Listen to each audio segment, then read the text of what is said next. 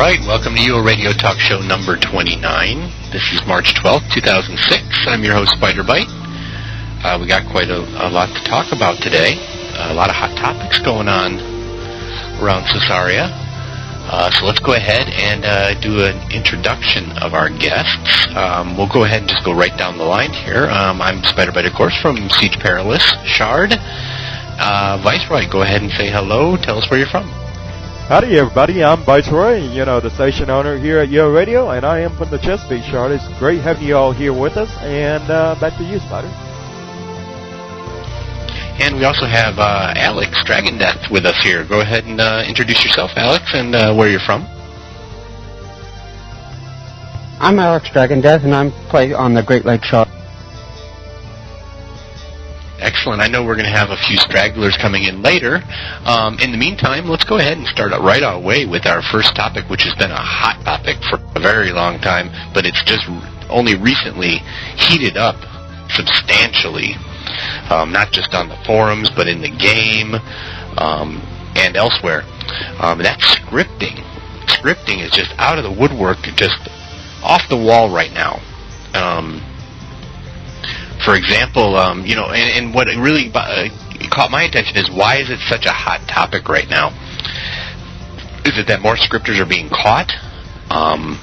Is it that they're being, I don't know what it is. Is there so many people doing it right now? Let's go down the line and I want to hear what your guys' opinions are on this. I know Alex has a pretty passionate opinion on it. Have you actively done anything to disrupt a scripter outside of paging a GM? And then later we'll get into Cat Hat's response and what you guys think the developers are going to do. Go ahead, Viceroy, you're next. Sure. The way I think is going on the boards and everything as of late is that, a lot of people are complaining about scripters. And the reason I think that is because a lot of people are just now realizing the amount of effect in which are having on the economy and what kind of impact are they having on different professions in the game. And I think they're realizing just exactly how big the problem is and everything. It's, that's what I think is going on, and I think a lot of people are just now discovering that for themselves. So I think a lot of people are now, after having discovered just about exactly how big the operations are, seeing the amount of weight in these containers at these scripter locations in which they have houses. They have like a little foundation cut out in their little houses, and they're just recalling in. You can't stand on that spot because, it's part of the house, so it kicks you back. Houses are private, so only the scripter can stand in that little cutout spot right there. And they're dropping millions and millions of stones worth of ore, lumber, and everything else into these crates at their houses. And they're doing it so blatantly obvious. It's so blatant that, anybody that walks by can see what's going on and see how much they accumulated. And I think that's really signal a lot of red flags for a lot of players, and they're like, wow, I didn't know it was this bad. And I think they're now getting a reality check as to exactly the extent of the problem with scripting and to how bad it is. And it's not just one scripter on one shard, it's multiple scripters on multiple shards that are doing this. So you're going to many different houses on one shard, and you're seeing at least, 1 million stones and upwards. So, I think it's just now that people are realizing this. Oh, yeah, it makes sense that they're just now seeing, the potency of what these guys can do. And they call it, the new term for scripters that mine, for example, is now called script mining instead of, versus strip mining in real life. And it's pretty, I think it's pretty appropriate, especially when, I have friends who are vendors and crafters, and, they hit a spot, it's dry for a while because, somebody's just hit it, and then next thing you know, they come back to it to try it again 15 minutes later, and it's dry again. With your comments about the economy, I can see where it would definitely hit an economy, especially if these people are selling it elsewhere, or selling it for gold on eBay. The only thing that comes to mind for me is, they're making real life money. They are granted, they're doing it illegally. They're unattended macroing, basically, is the bottom line. It's a script, of course. But if the materials are going back into the game, so even if it is being bought on eBay or through brokers or whatever, the materials are going back to the players on the shard, though. Correct me if I'm wrong. I've never played a crafter. I played a crafter, but a bad one. I've never been a resource gatherer. I love my player-run vendors way too much, not my own, but other people's.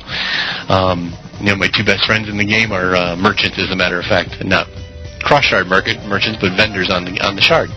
In any case, that brings up a lot of good points as to why it's being brought up. People are hurting right now from this, especially the crafters and the vendors. Alex, you don't have your light on, but did you have comments you want to say before I move back to Viceroy? Well, just that I have the feeling that why should I play only a certain amount of time while somebody else can make more money unattended when I can possibly do it unattended and get banned and stuff. That's a good point. Go ahead, Vice. Well, the way I look at it and everything, and this is something somebody pointed out, there's been a lot of people that have been trying to justify, the good effects in which scripting has had on the economy, but, a lot of people just don't take into consideration that, whenever, they're like looking at it from the point of view, well, ingots are now cheaper than ever, and you're now getting them at a higher, rate. You're getting your ingots at a faster rate now. They're coming into the market. So there's more available ingots for you to purchase from, and so you don't have to pay as much. Well, the only setback to that is that for the people that legitimately go out and mine these ingots and stuff like that, they're getting pushed out of the market because they can no longer supply in the quantities that these scripters are able to supply these resources with, the ingots and the lumber and everything else. So what does that do to the legitimate player? It really pushes them out of the market because not only are they producing at a faster rate, the scripters are producing at a faster rate, but they're also driving down the prices of such resources such as ingots and boards because of the fact that there's so much of this being flooded into the market. Over time, this is just going to continue to fall in price because people want to move those things. They don't want them to sit there. They want to move it. They want it to sell right away so they can get rid of it and get the gold so they can buy whatever artifact it is that they want or to sell the gold for real-life money. So, they're not going to sit around and use it for their own personal uses or whatever. And then on top of that, whenever you have all these resources coming into circulation, it's going even let's just say even if EA were to just crack down overnight, massive sting operation, and just crack on everyone and just get rid of every one of those scripters. You know how long it would take for just the economy just to recover from the impact that the scripters have had on the game? Years. I'm telling you, nobody goes through that much resources in one day's time or even a year's time. So, we have resources coming in at a faster rate than it's being consumed, and it will take years before any of those resources leave circulation. Because what you have to understand and realize is that not only are you having to deal with the regular, miners and lumberjackers who do it legitimately that are bringing in resources, but now you also have the resources in which were, gotten illegally that you have to get out of circulation as well. So you're compounding a problem. So even if they do address it now, it's going to be years before you see any stabilization of the market. That's why I would pretty much just say, give us a pre-UR shard and, let us start fresh. At least I can go out and get player justice and do something about it rather than relying on the GMs or people at EA to do something about it and wait about 3 months for them to get around to it. Sorry, I don't have 3 months to wait around. To me, I don't want to wait around for 3 months while my gameplay is going to crap, while, items are going up in price because there's so much gold in circulation now because they're taking the ingots and boards and lumber and selling them to the NPCs.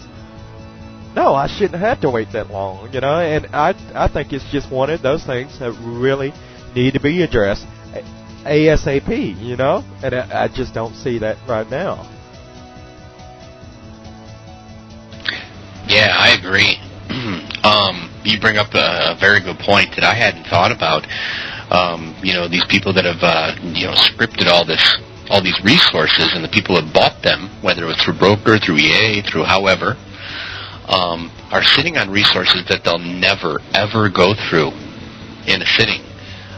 One of the old scripts, one of the first ones before the mining and the lumberjacking came around, is I used to watch people, blink in and blink out of all the majory shops all over the shards, or all over the shard, back when I was on Sonoma, and I always tried to say hello to the person, and I never realized they were buying regions, and buying out the vendors just over and over and over again, and it was time so that they restocked, they go back and get them.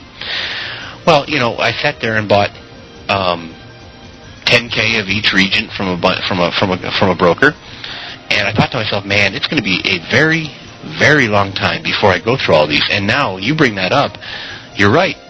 When does the person need to go back into game? Even if they're nuked tomorrow, I'm not going to need to go back to a region vendor for a very long time. And the same could go for people who use boards and lumber and granite and ore. So that's a very good point. Before I hit you next, Viceroy, just want to let everybody know that our own news manager, Joe Pam, had popped in, so I wanted to give her a chance to say hi. And any real quick comments you had on the whole scripting issue going on right now, Joe Pam? Y'all can hear me, right?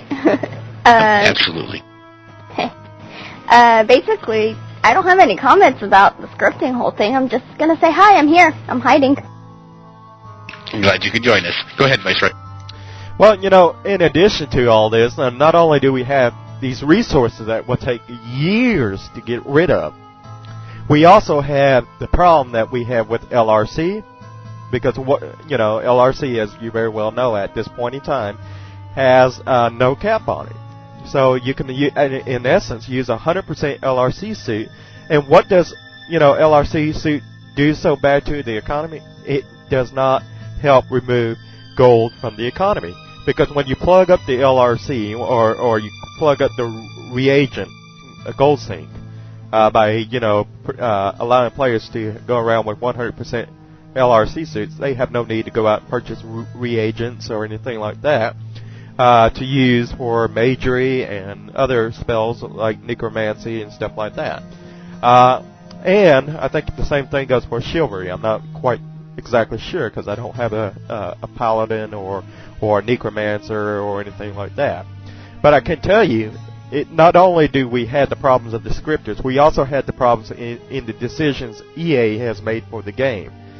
And so not only have we got the problems in which are being produced by the players, but also the problems that are being produced by Electronic Arts themselves in their decision making. So in addition to that, we also have lower ammo costs. So what does lower ammo cost? It helps deter the removal of lumber that are, in essence, are usually used for arrows and stuff like that, shafts and so on. So not only are you plugging up the gold sink for lower ammo costs as well, you're also plugging up the gold sink for these resources to lead through. So it's a minor one, but it's still one that doesn't help the situation which we're currently in, and I wanted to point that out. Yeah, that reminded me of something I read last week that made my skin crawl. Luckily, it made everybody else's skin crawl too who read the suggestion. But you were saying that you weren't sure what chivalry uses. Well, chivalry uses tithing points, which are basically gold donated at a Ankh. And people usually chuck that up to 20 or 50,000, so they never have to worry about running out of tithing points, so they can cast spells as a paladin. And somebody said, this is a cool idea. Is this where we're going with majory and necromancy as well, so that we don't need regents at all? And, of course, everybody shrieked. But, like you said, with the auto-retrieval of arrows, that sort of thing, why not? They're killing the crafters with the other stuff anyways. So, why not just pay gold to use your magic and never have to worry about it? Dump the LRC suits. Nobody needs them. Just make sure you have enough gold.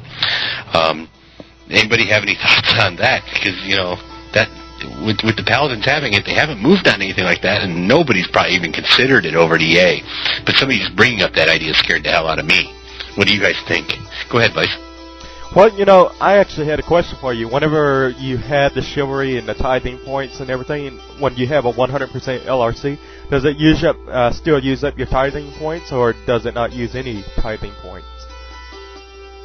No, it uses tithing points. The LRC is strictly for regents, necromancy and mage regents. And I believe that's it, yeah. Well, I guess that's in a good way, that chivalry still requires the usage of something. Really, I think what really needs to happen is EA needs to follow through on their commitment and go ahead and cap the LRC suit ASAP. I know in the past they've said that they would be capping LRC, and yet I haven't seen that. And that was supposed to be and I think they did cap LAC to 50% or something like that. I think soon afterwards they was going to cap the LRC. However, we haven't seen that done. So, I think LRC really needs to be addressed. Otherwise, we need to go with some form of chivalry or another. But then again, whenever you capped LRC, over Electronic Arts, whenever you capped LRC, you also took out a market for reselling of reagents. But if we go with the chivalry route, with magery and necromancy, you're basically going to be saying, well, the only purpose for reagents now is going to be, for the most part, for, making kegs and, for alchemy and stuff like that. So really, I think that really needs to be addressed really soon. And my question is, what's going to be the next agenda on EA's to-do list after they do get done with the PvP rebound? Is it going to be crafting? And does crafting include and entail the economy as well? Or does it, and then what's after crafting? What then? Are we going to focus on the economy? How can we fix the economy? Really, what's going to have to happen for EA to even get the economy anywhere remotely on track? They're going to have to make something, to where you can buy special, unique items for your house, but you have to spend an exorbitant amount of gold in order to acquire these items. That's the only way we're ever going to see massive amounts of gold being removed from circulation at a fast rate. And really, I think that's what we need to be doing. Because, and somebody else also, and I'm going to quickly put this in here about the whole pre-UR thing. Some people have suggested, well, if they ever do come out with one, allow players to bring their gold over from the regular production shards over to the pre-UR shard. And my only argument to that is, would you want me transferring my 250 million gold to your shard, a new shard? No, thank you. Even with me having that much gold, I wouldn't even do that. I think that's just economical suicide. I agree 100% with the gold thing should be stuff that's already in game. Regents, arrows, whatever. One point I was going to make about the pithing on Paladins is that, they do require a resource. Unfortunately, that resource is gold.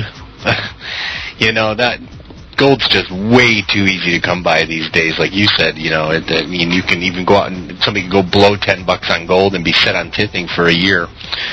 I don't want to see regents brought into that equation with the Paladins. I don't, Paladins are, I think they have their own drawbacks in their own ways, but at the same time, something other than gold would, maybe something like, I don't know, something that's spawned on evil monsters or, red players. I don't know. That's something else to think about. Your ideas, though, are, I know you feel passionately about this as well. And I'm going to get to you, Alex, in just a second, because I know you wanted to say something. Let me real quick, before we move on, we had another, like I said, we're going to have some stragglers. Town Drunk, DJ here on UORadio, has joined us as well. So, Town Drunk, go ahead and say hello. Tell us where you're from. Oh, hey, what's going on? I'm from Texas, but I play on Drachenfels. So, if that's what you meant, I wasn't sure. But Yeah. Oh, yeah, I'm a straggler because I had to walk my dog and go get cigarettes. You know how it is. Yep, I know how it is exactly. Each of those chores. Alex, you had something to say? I saw your light blink earlier. I don't think so. Oh, okay. Go ahead, Vice. Well, another thing is, and what I really loved back in the old day, which was kind of like a gold sink or something like that, and like a community effort. Because I know Niobe, she's getting back into, revamping the community resources or community collections again. And what I've been noticing is that, for example, let's give people or players the option to beautify the cities around Britannia. I mean, there shouldn't be a reward for, beautifying your own city or whatever city that you like to reside in. But, add unique landmarks that people can contribute to, for example, if you want to build like a statue, or have a statue in a certain location in your city, like Britain or Luna or something like that, you can go to this place and basically contribute. I don't know if you guys remember that little construction site over in Lord British's castle. That was, I can't remember the guy's name, but it was this huge kind of like pyramid thing with spikes coming out of it over at Lord British's castle. And what happened was it was the event. I can't remember if it was a Seer event or if it was a EA event going on in game or what. But I do remember that a lot of players got together, pulled resources into building this. However, the missing element out of this whole community resource or collection thing is for the, have landmarks or special landmarks, or in this case, that little tower with the spikes coming out of it over at Lord British's castle in his courtyard. That should have been maintained. You should have had to maintain something like that. So give us a unique landscape or landmarks or something that we can actually contribute to. And I don't think rewards is the way to go about it. But, that's just me. Yeah, I know exactly what you're saying. We actually had on Sonoma a while back, way back, not that far back, last year sometime, the community was, Macera made the REM, made everybody gather all kinds of resources to put together the Mage Tower, which was almost like a self-sufficient little tower. I believe it had vendors, a bank, maybe not a bank, I'm not sure. But it had, just about, it was a one-stop place. You could go for a lot of stuff. It had a dock on it for fishing and for doing net tosses and stuff like that. But it was a community contribution. You're right. The fact that once it was done, there was a ceremony and that was it. I mean, you're right. I think you're correct. There should be people out there gathering resources, dropping gold into a gold sink of some sort there, whatever, just to make sure it stays. Otherwise, it decays. Maybe add a house decay to it that's run by the EM. That can be checked the resources on, whatever. Don't want to make more work for them because I know they work really hard during their arcs. But in any case, go ahead, Alex. Yeah, somewhat along that lines, I was thinking, like, with the player towns, you could have, like, it could be a gold sink, and you could actually have it as a actual town with, like, a bank and inn and whatnot, but you still have to put money into it to maintain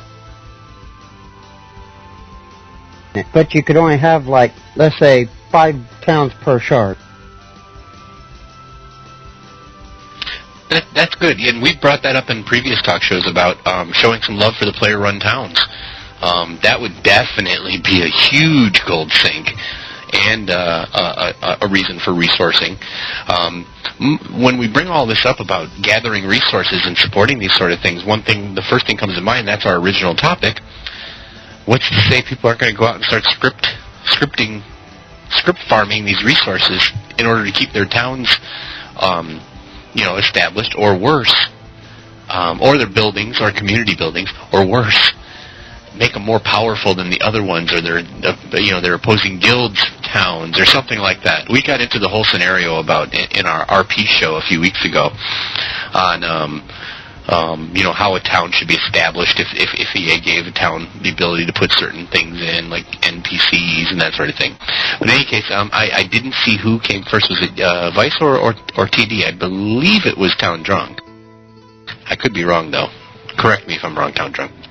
I have no idea, but go ahead, then. Here's the deal. I really like that idea, what Alex just said. And while, this whole scripting's been around, like, a long time, right? So, I mean, I'm rather ambivalent on scripting. I mean, it doesn't, the truth is, if you want to talk about economies and stuff like that, I think cross-shard trading has ruined more economies than scripting ever has, but that's another story. As far as, like, being able to put a stable master or a banker or whatever NPCs into your player-run town, just make it enormous amounts of gold. Enormous amounts. If you want to have an established town.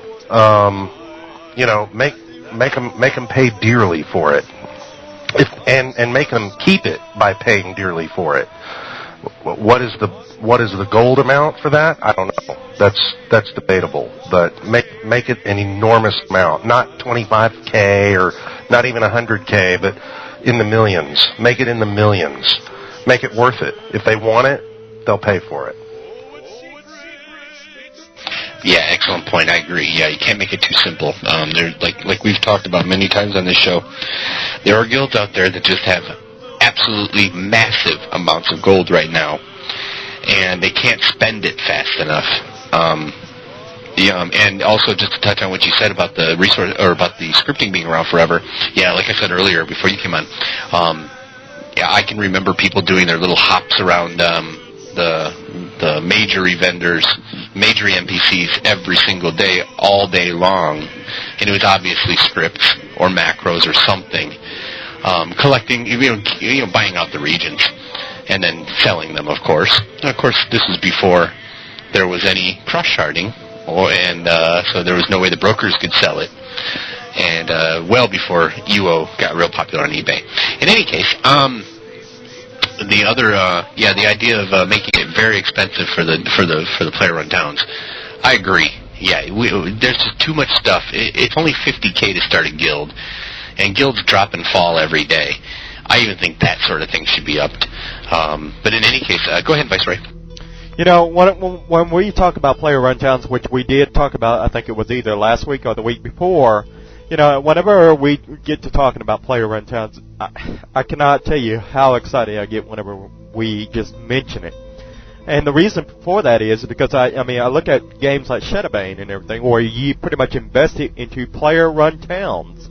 You invest it in your own player-run town, and once you reach a certain tier, you got different levels of buildings and everything. For example, if one thing we could allow players, in a player-run town to build is a church or something, and as you build onto this church and everything, it grows steeples and stuff like that, or it gets taller and taller, and before you know it, this church is freaking huge. I mean, it looks like a cathedral or something like that.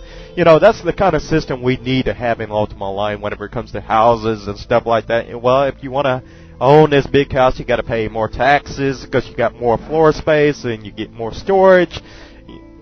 But, really, I don't see them going that radical and everything. But, I think that would be a good thing if we were to base, taxes on the size of your house and everything, or have something that, gave players an incentive to constantly either invest into something, either their house, or constantly invest into their, what's the word I'm looking for? Into their communities, whatever that. Something that gives people a reason to actually go out there and spend their gold, their resources and everything, and pour it into whatever community they're involved with. For example, I know this would be a great asset to the players over on Chesapeake, my home shard, over in PAX Lair, PAX OQ, and stuff like that. This would be like a tremendous asset for various player-run towns that have been around for years and years on various different shards. And I think if we could do something like that, and maybe as as they put more into their townstone or something like that, their town's influence expands, and they actually, have a little overmap. They can see their influence, and stuff like that. And then you can actually have economical wars, where your town has the most influence over a region or whatever. And then there could be wars that could determine your town's influence. It actually creates conflict and politics and everything else that I think a game like this, Ultima Online, really should have. Because Shadowbane had it. I thought that was one of its strong points that Shadowbane offered whenever I played over there, is that there was constant conflict between player guilds and towns and cities and everything else. And you could actually, inflict some kind of indirect damage or damage to another town, during wars or something like that. But really, I think if you're gonna have a player-run town, you ought to be able to raid that player-run town and burn down buildings and stuff like that. That people poured resources into, because then that way you had to, pour more resources into fixing it up or repairing it or whatever else. Actually target a building and blow it up. If I want to pour the building to death, it's gonna blow up eventually. Yeah, that's a good point. I would like to see stuff like that. Of course, we're probably talking way down the line with that sort of, considering right now the basic, with all the people that I've known personally who have had their dream of building their own town, and basically they get a bunch of friends, everybody throws up a house, and maybe they have a town square of some sort. They throw up a couple of events. The events don't get well attended. Next thing you know, houses are dropping and it's gone. There's no incentive, in my opinion, to create a player-run town. And I have friends who run some very large ones, as do all of us, that have been around forever. But it's all participation. But give them an incentive beyond, this is our house. These are all of our houses. It looks like a little town. It doesn't have any function other than this is where we hang out, or this is where we get raided, or this is where we store all our stuff. So, yes, you're right. Joe Pam, you were next. Go ahead. Okay, that's our button. I have a few other comments. One of them, I think, was going back to Vice and the, I think it was Vice and the, what was it? The scripting about mining and that good thing. Okay, I don't remember what it was.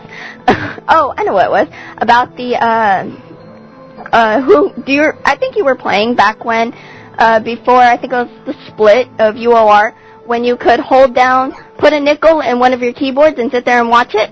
Would you consider that UMing? I mean, hey. And you want to talk about the player-run towns? My guild on Lake Superior has a town.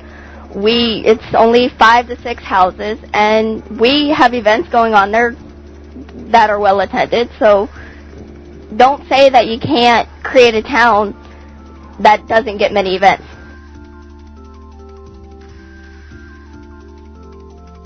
Oh, I agree. No. I didn't mean to say that. That's not considered a town if it's not. If they just throw up a couple of houses. What I meant was, I've had friends and people I've known in other guilds throw up a town and throw a couple events out there, have them not get attended, and then think that, well, we're not a town because we just threw events. That a lot of people in UO, that's the way they think, is that that's all a town is. This is where all of our houses are. All of our house names have our guild tag on it. And we posted a couple of events on Stratix. That's it. We're a town. What I was getting at was that we should give more love to player-run towns like yourself. So when you have an event, Joe Pam, for example, maybe you have the ability to go to your golds, and we've talked about these in other shows, but one of the ideas thrown out there that I really liked was the ability to say, use your town stone to be able to broadcast through the town criers. There's an event going on right now, because you paid so much or contributed so many resources to the town, that sort of thing. That's what I was getting at. I didn't mean to belittle the fact that people throw up houses. I think it's a great thing. We've got 4 houses in my little town, and we call it a little town, or a little village or something. Go ahead, Tom Drunk. Yeah, I wanted to address the issue of taxes as it relates to housing in general, player-run towns, whatever. I've kind of rolled this idea around. There's actually two. The idea takes the form of two different systems. One I prefer over the other. I'll tell you the one I don't prefer first because it's probably more palatable to most people, and that is let property taxes be only in Feluca and under the control of the factions. That gives the incentive for people to become more involved in factions if the faction itself and the people that are members of it can benefit from the tax system. And if the people that live in the area under the faction control don't like it, well, they can join a faction and get rid of the people that are in charge. I think that's a Feluca style. I think most people in Feluca would kind of like that. It gives one more incentive, a monetary incentive, to be in factions and to, make your region of control not just a town, but an entire region around a town, and let the faction benefit from those taxes. The other thing is, on the Trammel side, instead of having a proper tax, as much as we would like to believe this is some kind of a socialist utopia, God forbid, I think we should have toll taxes. When you use a moon gate, a public moon gate, you should be taxed a toll, just like a toll road. I don't think there'd be anything wrong with that. And imagine how many times those moon gates get used. And people can still recall and all that kind of stuff, but everybody knows that moon gates are used quite a bit. It wouldn't even have to be that much. It would add up, believe me.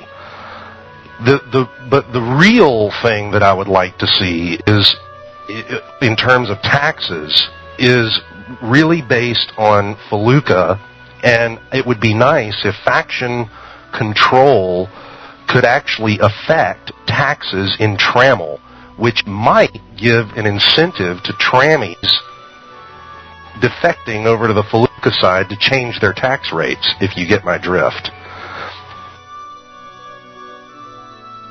Oh, I like that. Yeah, I always thought that was I always thought it was cool back in the day, way back in the day. A couple of buddies of mine decided it'd be funny over on Pacific to stand outside the moon gates, and we'd stand outside. This was before guard zones, I even think. It was way back. And we'd stand outside the little dirt area around the moon gate and wait for people to approach, and we would not let them get past unless they paid us a tax.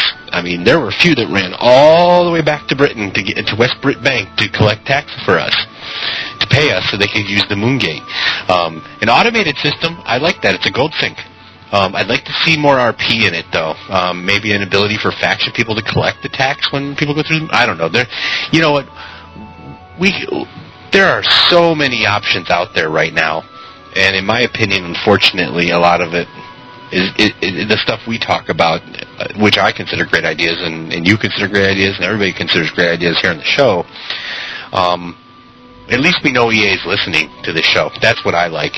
And they'll hear this over the banter over on the UO halls asking for pink chickens as next writable or whatever. In any case, I know, Viceroy, you've been waiting a few moments. Go ahead. Yeah, the whole thing at the end of the day and everything is that people are going to be kicking and screaming that you have to pay any form of tax in game. They're going to be like, well, I don't think we ought to have to pay taxes. I mean, we shouldn't be trying to make this game more realistic or add more meaning to the game. We should just continue to do what we're doing now and just ride it out until the horse dies and, and God forbid, anything, affect my gameplay. I mean, that's really how a lot of players are nowadays in the game. They want a perfect utopian society to where nothing affects them, that everything, because it's all about fun. I mean, that's everybody's reason at the end of the day. But you know what? I'm going to tell you what the future is going to hold for online games and everything. In the future, you're going to be dealing with, I'm talking future. I'm talking about 10, 20, 30 years down the road. He ain't going to be sitting in front of your PC. It's going to be about virtual reality and stuff like that. I would imagine at some point down the road, it's going to be virtual reality. And when it comes to virtual reality, it's going to be more about realism than fantasy for the most part.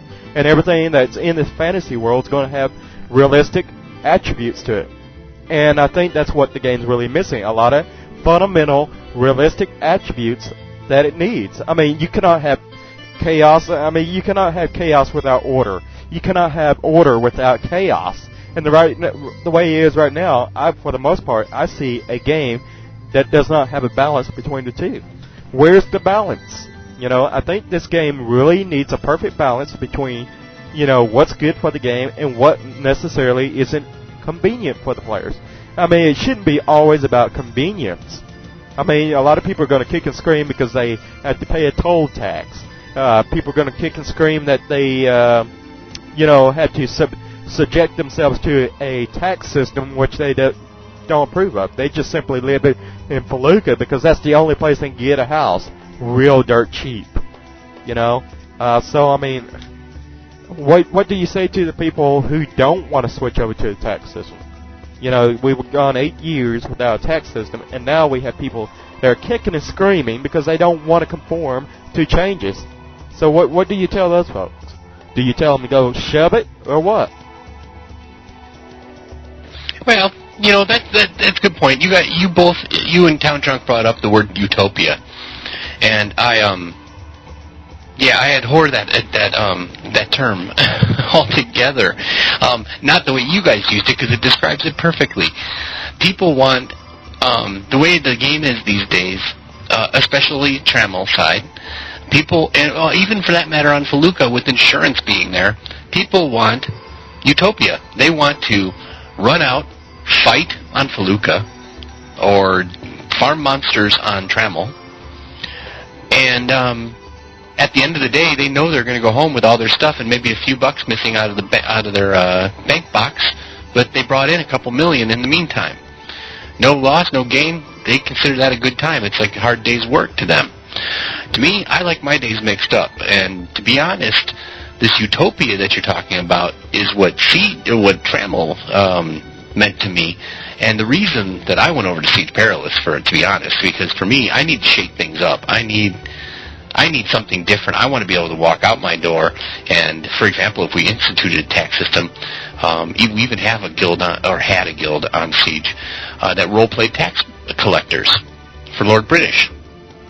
And they were a PK guild. They wouldn't kill you right off the bat, but they would collect taxes from you.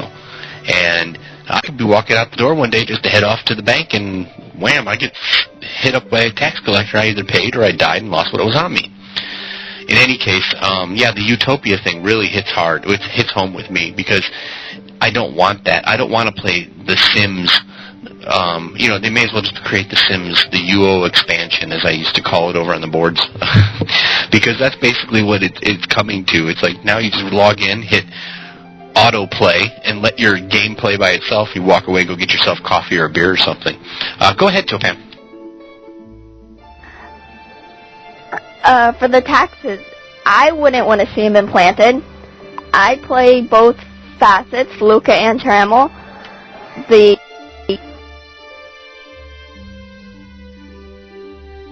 Yeah, that's all I'm going to say. I don't want to see them implanted. And you're not alone. Like Viceroy said, people are not going to like the idea. And everybody's opinion counts in this game. The fact that I don't think it's anybody's fault in particular. I would love to go over and blame the posters on UO Hall, not all of them, but the ones who scream, I want this, I want my pretty pink pony, I want this, that. But I can't, because it's also developers of the past who have listened and integrated this stuff or made decisions or passed them on, or the surveys that go out to the many people. I've never gotten one, but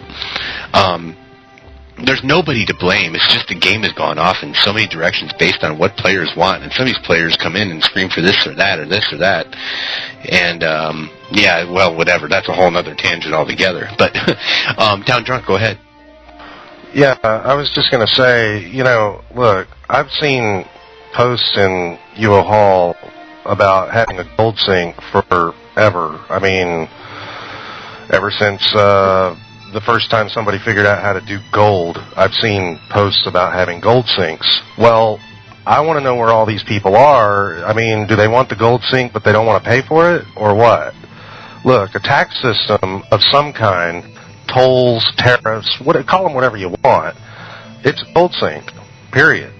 personally, I think if you put some kind of a system that is under player control, which is the whole reason why I associated it to factions, is that gives the player base a chance to control the direction that they're going to go in. You know, I mean, I think that's true to the original ideals of UO without, detracting from the original code that it came out in whatever year it was. Was it 98 or 97 or something like that? I don't know. But you know what I mean? It's like you can't, every time the dev team does something, no matter what they do, there's going to be a number of people who are going to bitch and moan about it, regardless. Doesn't matter what they do. I mean, if they have insurance, there's going to be people that don't want it. If they take it away, there's going to be people that want it. So, I mean, if you put it under player control, if you place the system, put it in the hands of the players have no one to blame but themselves, and they have the power to change it. That's the beauty of it. Yeah, and to be honest, when you mentioned factions controlling taxes or something along that line, no matter how it works out, my eyes lit up because I like that idea. Factions, the way it was is, they control towns, they control prices on the vendors in the towns, that sort of thing. That is the way the factions were supposed to work in the original thought process, or at least the way it was laid out to us when it first came out. And I would love, besides the fact that factions need some attention anyways, because it's been broken for so long in so many different ways, it's primarily the reason I've never joined factions, is because at one point or another it's always broken. And if we could implement something like that, especially an incentive to get involved, yes, you may hate the fact that you have to pay taxes, but just like any medieval community or fantasy community, you have the right to rebel too, and you can rebel against factions if you want to. Kill them, and steal their points for dying. Whatever, stat loss. Who knows? There's a million different ways you can penalize a faction for losing to the villagers, so to speak. So, yes, I really do that. Matter of fact, I underlined that, and I'm going to do some research on factions and see where it stands now, what can be done, and hopefully we'll get some factions players on here next week, maybe even in the guild interview, that are current factions, and definitely discuss that idea, or any number of ideas. I believe Viceroy was next. Go ahead, Viceroy. Yes, I'm kind of wondering what's going to happen if I fail to pay my taxes or whatever. Are they going to come repossess my horse or something? I'm going to have to walk on foot. Going to be without a ride. But yeah, really, at the end of the day, a lot of people ain't going to like a lot of changes that are going to have to come to Ultima Online. But, there's a lot of changes that are absolutely needed, at least in what I feel are needed and are critical for the longevity of the game. Because right now, the current course in which the game is on, it's not a good, healthy one. So we definitely got to give more control over to the players under the current system. Because right now, whenever Trammel came into introduction back in the year 2000 and everything, players lost a lot of control over the game. So what we need to do is gradually move the game into a direction where players regain control over various aspects of the game. And I think that's really what is needed here, because a lot of that control over the dynamics of the game were lost whenever Trammel was introduced. So it's time that we reintroduce different aspects of the game in which players can actually have a control or influence over in the future. And that's what really needs to be done in order to, in my opinion, to sustain Ultima Online and to keep it growing in the future, into the future. So really, I mean, that's one of the things I think is missing in the game of Ultima Online. The lack of reason by a lot of players. And I think for the most part, since we've had Trammel, we, or the majority of the players, have adopted a utopian ideology. And I think we really need to get away from that, because that's really detrimental to the longevity of any game, in my opinion. There always ought to be some kind of conflict within any online game. Otherwise, you serve no purpose once you achieve your desired goals in the game. Once you've achieved that, you really have no purpose to continue any further with whatever it is that you're doing in the game. So really, we need to get away from the utopian ideology and move towards more of a conflict and more of a player influence on the game. So that's what I think is really necessary for the future of the game. Yeah, and you said the utopia word again. That every time I think utopia, my skin crawls when it comes to UO, because I'm just scared to death that one day I'm going to have to walk out of my house, not risk death, not risk being broke, not risk dying to a monster, not risk, anything. I'm going to walk out of my way, do my thing, come back. To me, that just spells out ultimate boredom, 100%.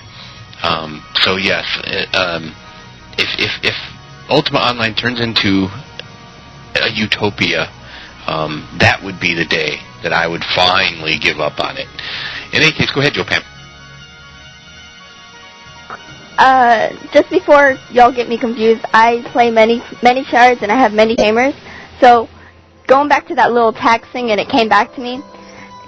For each pet that you stable, the stable masters take 30 gold out of your bank. So let's say if you play a tamer and you go out and you take 2 pets out and then you restable them, you take them out, you put them back into the stable. That's what, 90, 180 gold that you're spending that one day. For every week that your pets are in there, it automatically takes 30 gold, I believe. So technically, isn't that a part of the taxes that tamers have to go through? In my opinion, that's just shoveling stuff up and paying the people who are taking care of them and feeding them. But, yeah, I guess I suppose it could, or they could add a tax to it. I've always thought it was too cheap to stable pets, to be honest. I left 10K on my only tamer, on a production shard, and it just occurred to me that maybe I better sell those pets off, so I logged in. There's still like 5K left after, and it's been months since I've even logged in to check on anything on those. To me, in my opinion, it should be a lot more. I think it should be like 100 gold a day, 200 gold a day. That's a lot of, think of it again, we go back to the reality thing of things, or the reality thing, the reality of things. If you drop a big white worm off to its stable master and he's looking at it, grabbing its little tiny shoelace leash and going, yeah, that'll be 30 coins, ma'am, just like the llama over here. Maybe the more massive the pet, the more expensive it is to stable it. There's another option for a gold sink. Go ahead, Viceroy. Yeah, I completely agree with you. With the amount of gold that's coming into circulation nowadays in comparison to what the actual NPCs are charging to stable a pet, I think it's absolutely ridiculous that they're only charging 30 gold per pet. We're talking about a system that's been around for 8 years that hasn't even been looked at with the NPCs as to how much they even charge to stable a pet. The times have changed, and since then, inflation's gone up, and so really, stables and NPCs ought to reflect the inflation. It really should. I think they really need to go back and revise a lot of these changes if they're not going to address the economy issue. Until the economy is stabilized and brought down back to some sanity, well, maybe then we can go back down to 30 gold per. But right now, 30 gold per animal is just absurd. Really, a tamer can easily make more than 30 gold. And somebody said over here in the IRC, 14 pets. Well, 14 times 30, I think that is like 420 gold a week. Now, if you can't afford 420 gold a week, then you got some serious problems whenever it comes to playing Ultima Online or whatever. And so, really, you start out with 1,000 gold now. And, it really needs to be upped. Also, I don't understand why you ought to have to pay 30 gold per week for a parrot, which is stable, because I like to, go around with the little parrots that say, hello, so I just love to take them out and annoy the hell out of everybody with the parrot saying hello to everybody. But yeah, And then whenever I go stable a horse, it's the same amount. Yet the parrot's a lot smaller than the horse. So why do I have to pay the same amount for that of the horse in which I'm stabling? Because, I mean, this little parrot isn't taking up all that much space. And also, on the follower slots, whenever you have followers on animals, shouldn't they be dependent on the size of the animal? For example, how many slots they take up? I mean, really, should a parrot take up a full slot?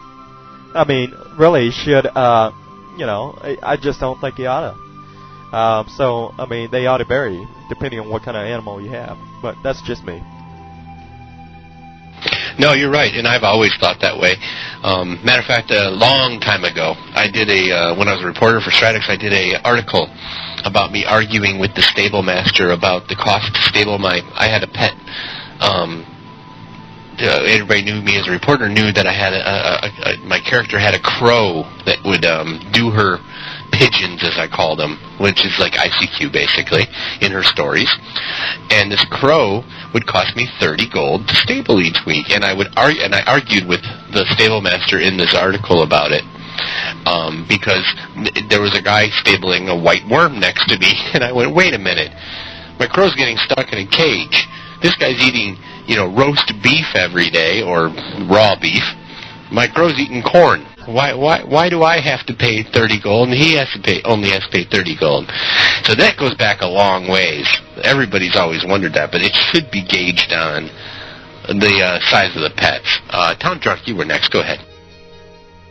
Yeah, I was just going to mention, when we're talking about gold sinks in whatever form they may take in the future, if it even ever happens, serious gold sinks, I think some consideration should be made for new players, particularly in the first 3 to 6 months, and they could easily do that by account age. And also, that's assuming that UO ever takes an active interest in, advertising to get new players, which they don't seem to be too terribly interested in doing. But that's another story, too. By the way, on the tamer deal, look, come on. Even if it were 500 gold a month, I mean, seriously, what tamer with 14 pet slots in the stable do you know can't make 500 gold in 30 seconds? That's all I got to say about that. Yeah. Actually, you reminded me of a friend of mine who had a tamer when I first created mine. I'm terrible at taming, so I never use her.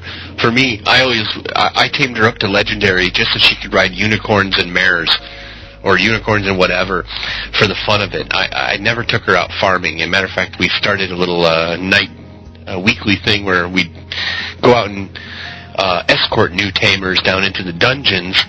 And that was primarily more for me, to learn how to control my pets and stuff. I'm so bad at it. But the point is that I had a friend who would come along with us, and I went, you know what? I'm just not surviving on this tamer. I can't afford the raw cuts of ribs, because I can't kill anything with my animals. I'm chasing them all over the place anyways.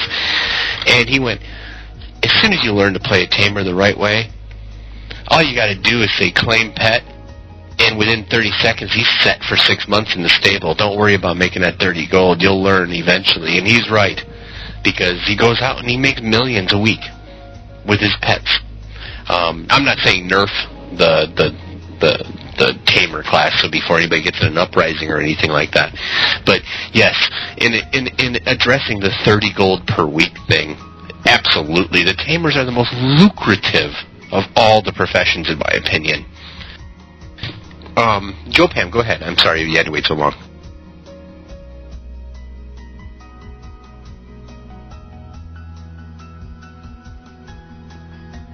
Joe Pam, you there? You around, Joe? Sorry. That's okay. Sorry, I got distracted there for a minute. But I found out that I said something wrong, and it's not 30 gold per week. Each time you take out your mare, or your nightmare, or your unicorn, or your king Corinne, or your pack horse, or whatever it may be, it's 30 gold. To put your nightmare pet, whatever you're using, back in, it's 30. So within that one time, you've done, 60 gold. Yes. And Go ahead. Okay, hang on. Sorry. And sorry, I got cut off there. For your, most times I have two friends. I'll go out hunting with them. They won't, and they're both tamers. They won't take any gold from a hunt or something of that nature. Most times, most tamers, they don't want the gold anyhow. But I'm done. You are a rare and pleasant treasure then, and your friends are too, because all of the tamers I know rake it out. When I'm running short on gold, the first place I look are my tamer friends and say, hey, can you shell out a couple hundred K to me? And to them, it's like the mafia. They flip bills at me. They flip those yellow checks at me like it's nothing. But yeah, I know what you're saying. Some tamers don't. Tamers that go out on treasure hunts with me in the past, when I was doing big into THB, they were there to have fun and kill the spawn for me, and for our friends and whoever else was along on the hunt. And then they'd never take the gold because, well, hell, let's face it, 25K to them was nothing. It was, they're like, hey, you want to go out and do something and pull in 600-700K for an hour? You let us know. Otherwise, these treasure hunts is more for fun. It's like relaxing to us. Go ahead, Town. Yeah, I was just going to say, look, this whole conversation proves my point. It really does. What I said earlier about putting any kind of tax system, fee-based crap, the staples, what it costs to create a guild, all of that stuff, all of these little fees that we pay to move in and around the game, and any new fees that might be created, toll taxes, whatever, gold sinks. Put it in. No one will ever agree. Look, tamers right now are talking about, you can't. 30 gold. That's already too much. I mean, look at what we're paying. Whatever. You can't raise that because it'll cost so much a week. Put all of this stuff in the power of the players, and let them control it. And if they don't like it, then they can change it. They can remove They can remove the so-called government, join a faction, and kick them out. And that's the way it ought to be. Give the players control. I think the developers would sit back and, I think they might like that. I mean, because it would be off of their heads. I mean, nobody could blame them. It would be like, such and such faction, true Britannians are overtaxing us. It's costing me 100 gold to take out my pet. Well, if you get enough people, let me tell you, you can run out the best PvPers with a rabble of people. You can. I've seen it. It's doable, and it'd be a lot of fun. I knew there's a reason I liked your show every day. And mostly it's because I think exactly the same way you do about just about everything. That was good. And you're right. As I've said in the past, we have a guild on Siege that's new. It's for newcomers to Siege who want a 30-day time process to adjust, blah, blah, blah, and, and work their skills. There's actually been times where we've had enough new members get so riled up about a PK guild that they would attack them and actually manage to take down one or two of them. And it's been some pretty funny stuff. And I've seen it happen on other shards and on Feluca, and even way back in the day, when in my PK days, I've been taken down by when they had 10 or 20 noobs coming at me. There's nothing you can do but sit there and get hit by their newbie daggers and die because you were lagging so much. There was nothing you could do to fight back. So you're right about that. Overthrow the government. Let's get factions involved. Viceroy, go ahead. Well, I just want to go back to the whole tamer issue and everything. A lot of people say, well, it's a pain in the butt to, take out your pets and then have to pay again to put them back in.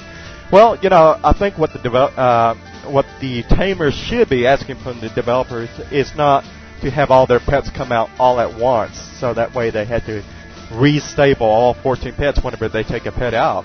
They should instead be asking for a gump to appear, or a menu to appear in this case, to where they can actually select which kind of pet they want to take out of the stable, rather than just pulling them all out and then having to restable each and every one of them. That would solve the problem right there of having to take them out, pay another, 420 gold, just put them all back in, the ones that you don't want, or 400 gold, that would be 420, and then 400, and that would be 820.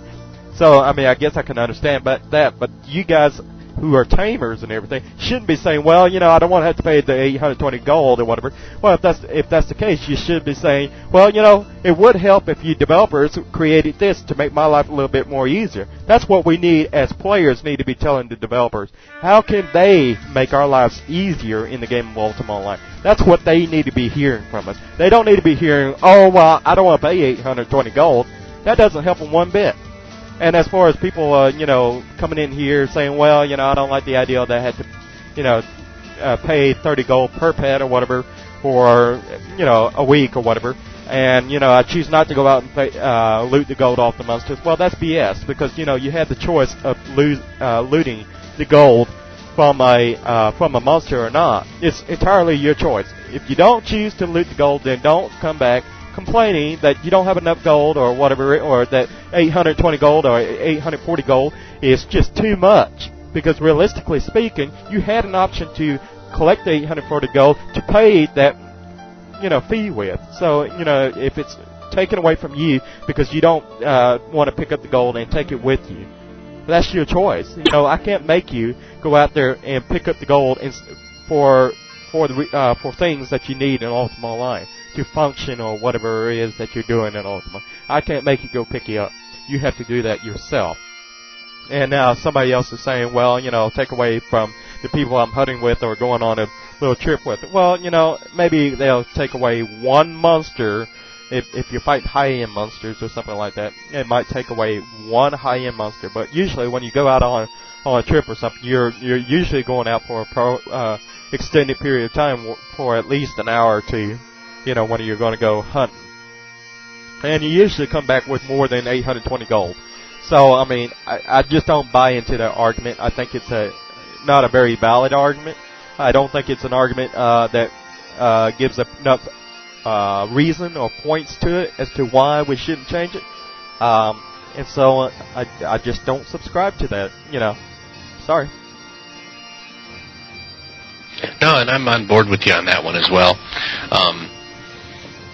That's basically the same reasoning, somebody would use in real life, to say, well, I don't pay taxes because I don't feel the need to work or whatever, or when I work, I'd rather do just volunteer work. Well, if you just do volunteer work, that's great and everything, but you still have to buy groceries, you still have to pay your rent, your mortgage, whatever, unless you're obscenely rich. And especially if you are obscenely rich and you've had the opportunity, like you said, to collect the gold. I'm just as guilty as Joe Pam.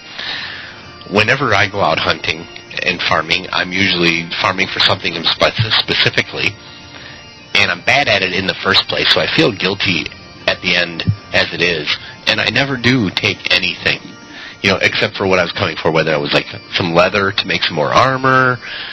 Other than that, it's a good time to me.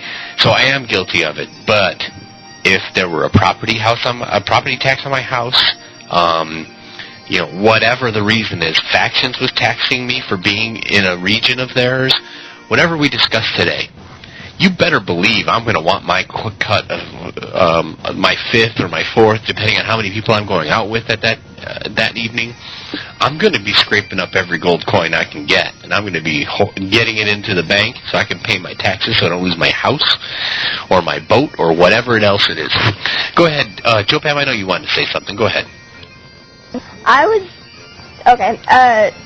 Personally, Vice, I don't think that we're complaining that we can't pay the tax. I think we're just saying don't raise it. Because most of us, we go out with people, reading the IRC there, we go out, we hand the gold off to someone else. And I think, and I'm reading an IRC and they're saying that tamers have an advantage over over PBM. How do we have an advantage over PBM? Have you ever tried going over to swoops, over in the twisted wheels, and trying to, you know, kill something there? You don't get a majority of the loot or through anything. I think the advantage they're talking about is that you can stand at a distance. On your behalf, though, Joe Pam, as a tamer, I'll admit, like I said, as a terrible tamer myself, that takes a lot of control. It's almost as hard as when I tried to play a mage, and I play that just as badly. You have to be complete control of your thing. But once you are in control of your tamer, you're a gold farm. Believe me, I know you don't personally do that. And I don't want to label you, but you are the minority. There are people out there making millions a day with their tamers on PBM. PvP, that's a whole other discussion that we'll have. So that'll fit right in with our factions discussion. But go ahead, Town Drunk. All right, I just wanted to clear something up about some comments in the IRC channel and Joe Pam on. She's, you know, talking about tamers and stuff, but this isn't about taming. It's not about one class over the other. It's not about one template being better than another, or this one having an advantage, or anything like that. That's not what this discussion is about. We're talking about, originally, the topic was about scripting, and it kind of evolved into this sort of we kind of detracted into this gold sync idea. We're just kicking around ideas about gold sinks, is really what it boils down to. And, you know, a lot of people say we need gold sinks, but apparently no one actually wants to pay for it. Now, I don't know about you, but there is a lot of gold. Inflation in UO is at an all-time high. It's incredibly high. Gold has been duped from time to time over the years, at various times through various exploits. We all know that. Not to mention the fact that there are, we have an all-time high of legendary characters running around farming gold. Gold is, ask brokers how much they're getting gold today as opposed to how much they were getting gold, how much money they were getting gold for 3 years ago. That ought to tell you right there what the inflation looks like. You know, the price of $1 million gold is a lot less than it used to be, because it's just not worth as much because there's more of it. We need to get rid of some of this gold. How do you do that and be fair to everyone? No, it's not about stables. That was just that idea came up as an example. No one was picking on tamers. No one was, you know, that's not what it's about. We need to find some kind of a system to take gold out of the game, give an incentive and a system that players can control in order to do that. I think it's a bad idea, no offense intended, to let Mr. Tact and Company figure out where the gold sink is going to be. I think the players should decide where that's going to be, and the only way to do that, the only effective way to do that, is to put it in control of the players and let them fight over it in the Ultima reality. And yes, that may involve PvP. If you don't want a PvP, you don't have to. You're not going to be forced to go out and PvP for it. But I think we all agree here, PvP, whether you like it or not, if you spent your entire life in Trammel, wake up call. PvP is a part of UO. It is. It was here before Trammel. So, I mean, you know, I'm just saying it like it is. No one's forcing you to do it. But we have a problem. It needs to be taken care of, and I think the best way to do it is to put it in the hands of the players. I think you'd be surprised at what players can do when they actually get together and decide to take matters into their own hands. I think it would work. I really do. You're absolutely right on all points there. I'm glad you cleared a few of those things up. Yeah, Joe Pam, we were not picking on you or tamers in general, like I mentioned earlier. It was just an example. One thing that I would definitely say and touch on that is that, there wouldn't be just one thing put in, like, for example, raising the stable costs. That should not ever be considered by the developers or anybody else in order to accomplish what we've kind of tossed around today. It should be spread out over all the different types of NPCs out there that are service-oriented, that the factions would control or whatever. You can't. That's the whole problem with UO right now is they're like, okay, we have this huge problem with this over here, so we're going to do this one thing instead of spreading it out over the entire system. And so one certain type of character gets what they call nerfed, and that's where you get your outcry. Go ahead, Vice. Yes, I want to touch on Town Junk's example of inflation in Ultima Online and how the value of gold has dropped and everything.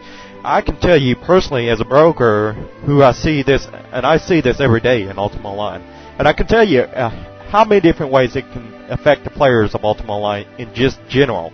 I mean, it's affecting players due to the fact that not only are things costing more, but it's getting up to a point where you're going to have to eventually, if it's not addressed somewhere soon, it's going to get up to the point where an artifact, for PvP, is going to cost you 125 million gold. Well, guess what? You can only fit 125 items into your backpack, meaning only 125 checks. If it gets above that, it's out of reach. You're going to have to switch over to another character, and you can no longer do a secure trade that way. So it's getting to the point where it's about to get over that cap of 125 because there's so much inflation, and it's really getting there. We're already up to 60 million on some of the artifacts. We're already halfway there. When we continue to ignore this problem, we will be there one of these days. I guarantee. And another thing that's going to happen whenever when the economy goes to absolute crap, which is where it's headed. If we continue to ignore it, it's going to come to the point where it's going to cost so much UO gold to go out and purchase a game time code for all the people out there who spend their UO gold to purchase these game time codes. Well, guess what? It's no longer going to even be remotely feasible for these players who spend their gold to obtain these UO game time codes. It's no longer going to be in their reach. And the further it gets away from their reach, guess what? More players are going to be leaving Ultima Online because they have no other avenues. They can either pay real-life money, but a lot of people who play the game do not either have the money to spend on Ultima Online, so they trade their gold in, or they, for whatever reason don't have a credit card or a debit card or whatever else, just don't have that option. Maybe they're underage. Maybe they don't have an income or a steady income in real life, or maybe they're just barely scraping by in real life. And Ultima Online is their pastime that that they can afford with UO gold. Back in 1997, $1 million gold was worth $100. $1 million gold nowadays goes from anywhere from $4 to $6 per million.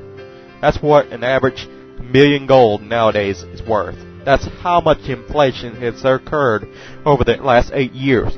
Back in my days, back when I first started, I remember when 10K was a lot. I mean, 10K gold or 100K gold. 100K gold was like the equivalent of 20, 30, or 40 million gold today.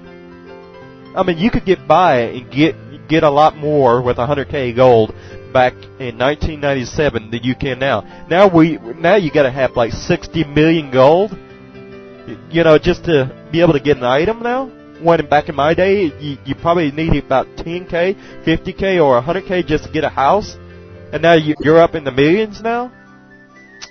Something's wrong and it's got to be addressed. It really needs to start coming back down.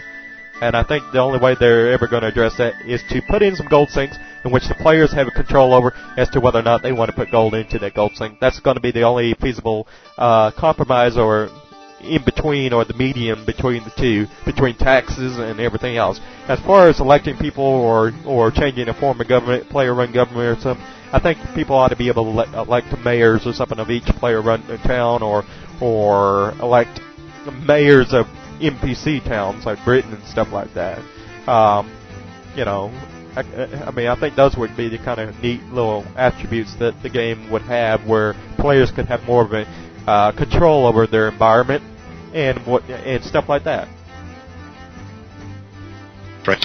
Well, I do have some good news. I have decided to become and volunteer my time to be a gold sink for any shard that needs one. So feel free to drop your money on me. And the devs just let me know what I need to do. Joe, Pam, I know you wanted to say something. You waited a little bit. Go ahead, and then we'll go off onto our next subject. No, I don't have anything to say. Okay. Sorry you had to wait so long, hon. The name and gender change tokens came out. Was it last week? I believe they're available for purchase now. I think it was last week or the week before, one or the other. In any case, you know, we had talked about this on previous talk shows, and of course we had all kinds of conspiracy theories about how people were going to use them to scam and all this other stuff.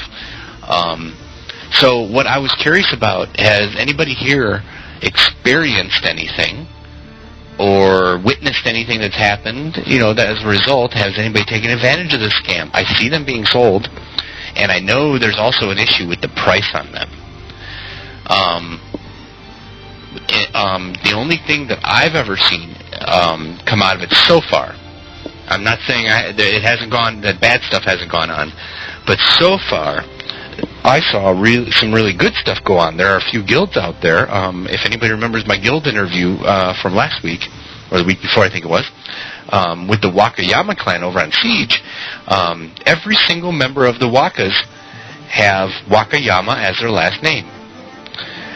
Well, this gave them an opportunity to take Siege Gold, buy tokens, and hand them out to their members who either haven't been able to change their name yet, or didn't get an opportunity to,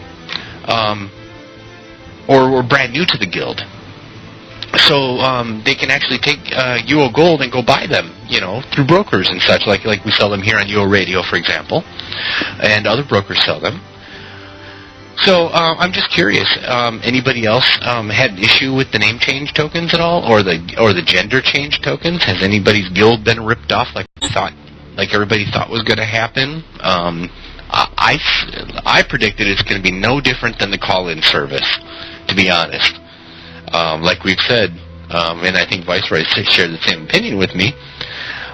Basically, you're still paying $20.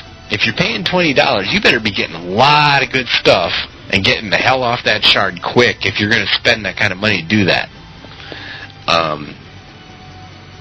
But anyways, I'm just curious. I know Viceroy, you had some opinions on that, didn't you? About the name change tokens? Yeah, the name change and the gender change token. Well, you know, really, they haven't been as highly popular as I would thought they would be.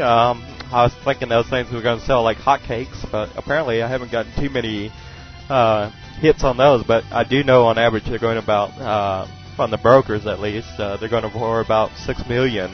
I think the brokers did pretty much come to an agreement that was going to be the level mark for the name and sex change tokens for the most part. So I guess that's what players can expect to pay for a name change token or a sex change, and the reason it isn't 4 million like it used to, and I think transfer tokens have gone up to 6 million as well due to the devaluation of gold. That's what I've been told by a bunch of brokers, and as you probably know, brokers work together. They interact with one another a lot. They talk amongst themselves a lot. So it's kind of like a union. Yeah, no, I'm you know, being that I know you very well, and one of my best friends in UO is a broker as well. I get to hear this stuff. I don't get to cash in on it for some reason, though. I'll have to figure that one out. You guys got to give a discount or something to your buddies. Any case, go ahead, Town Drunk. Yeah, I just wanted to mention that I was kind of disappointed a little bit with the gender change token. not for any moral reason, really, but mainly because there was an opportunity missed to involve the players in the process and make it a skill-based process. You see, I think that GM Tinkers should be able to craft breast implants, and of course, you should have to have a legendary healer with legendary anatomy in order to perform the operation. Anything less than that, and there would be a chance of a botched operation sort of thing, and it would be disastrous, and you'd have to live with it. I think that would have been much more appropriate, including players and skills. Isn't that what this game is about? You're good. You're right. Exactly.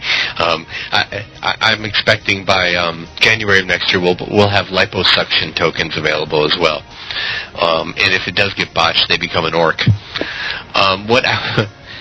One other thing that I was thinking about with the name change tokens that I heard said on the boards was that, and I think it was from a developer, I'm pretty sure, that was squelching some, people that were upset about them coming out, was that I guess you only have to wait 24 hours before you can use one again. Now, granted, that's $40 in a day, but if you're pulling, 100, 200 million worth of items out of a guild house using this, portraying yourself as a guild master or something along that line, isn't that $40 worth it? I'm completely contradicting myself earlier about the $20 is not worth it, but that's been brought up to me in the past.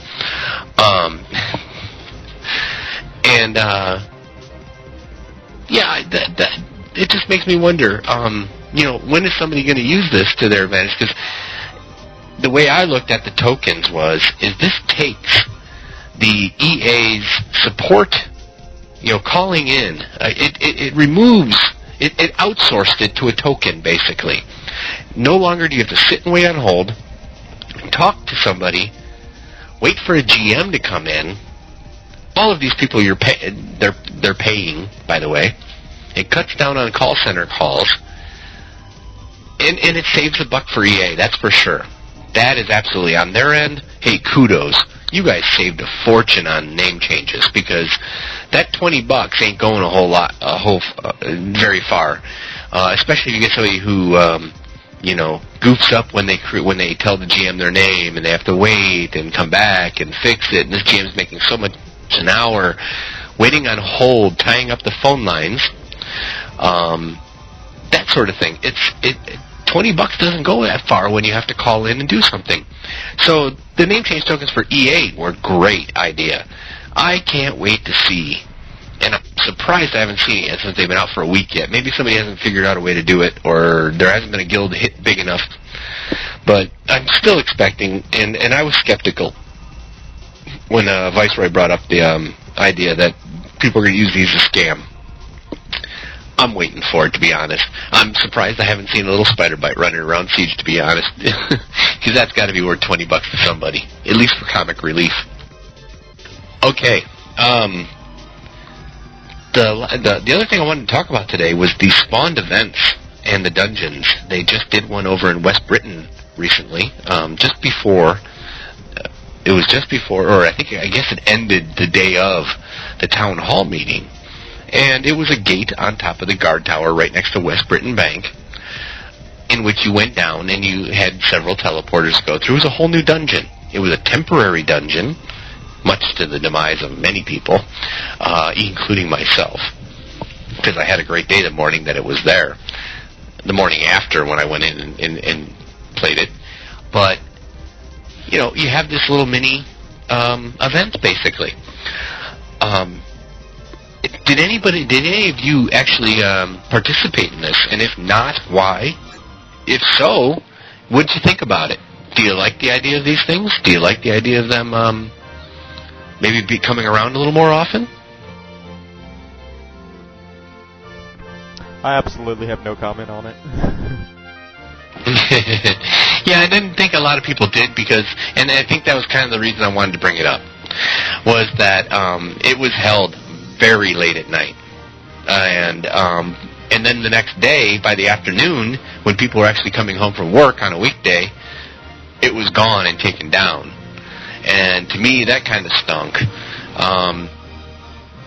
For me, as somebody who works at home, I got an opportunity in the morning to go play with it, but there weren't enough people on to even do anything to it. So that's the only reason I brought that up. I had a feeling that we weren't going to have many people here that were going to be able to comment either way on that.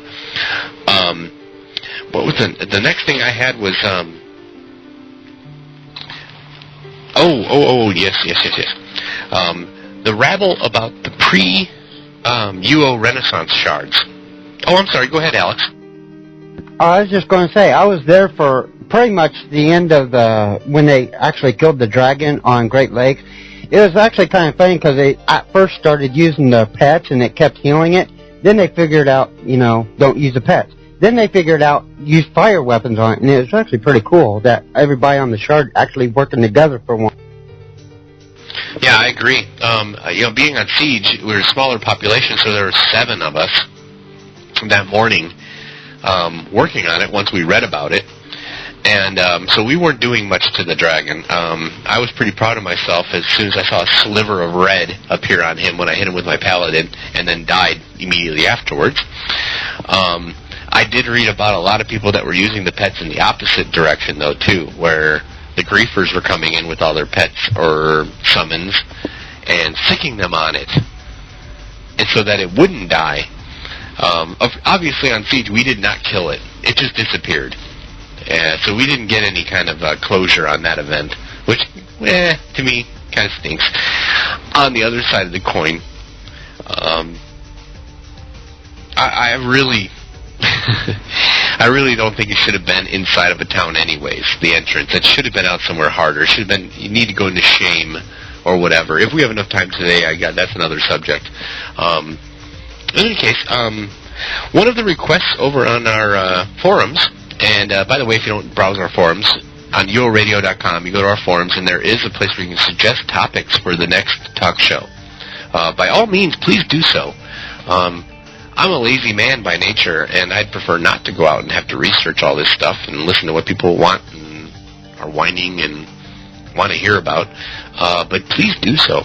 The hued plants. Let me bring up the topic here real quick, just to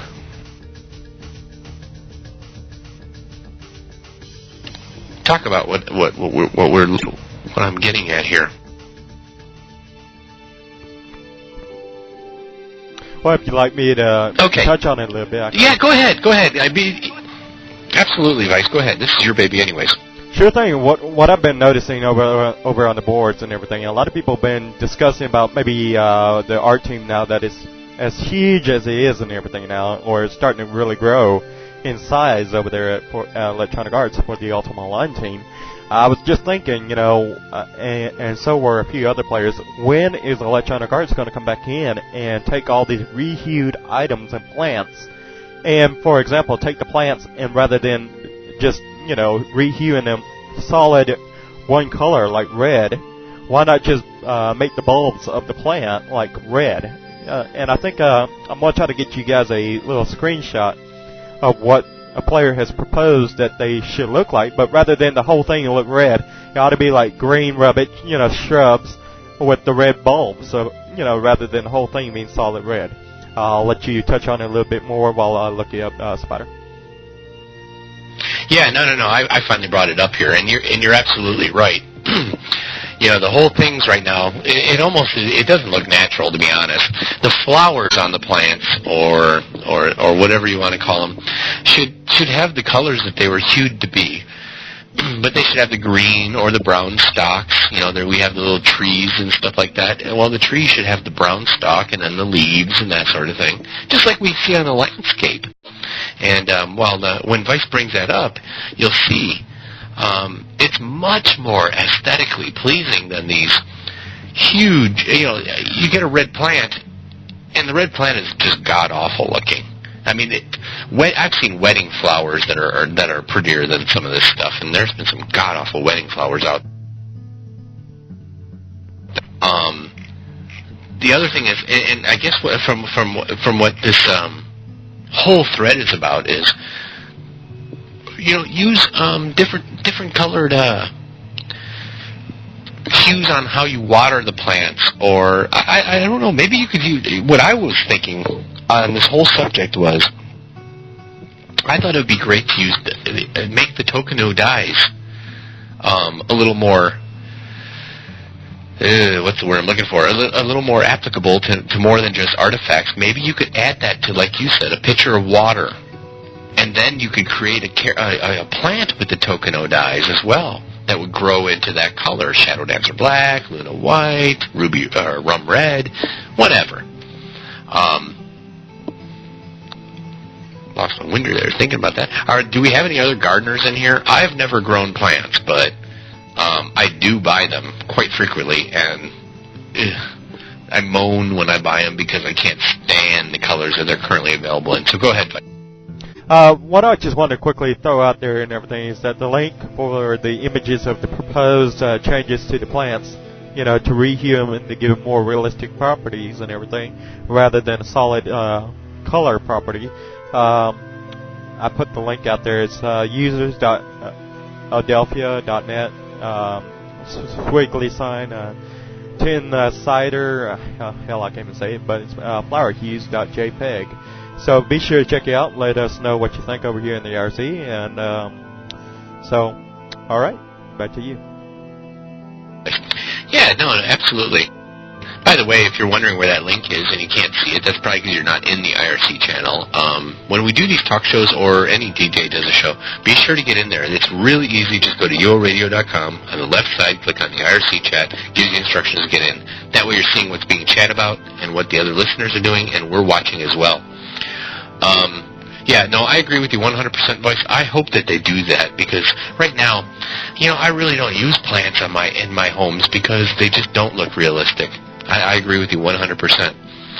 What we're going to go on to originally, the pre-UO whatever shard has been, up until the scripter thing took over, the latest phase of discussion over on UO Hall and elsewhere. What do you guys really think about all this after all of it's kind of slowed down a little bit?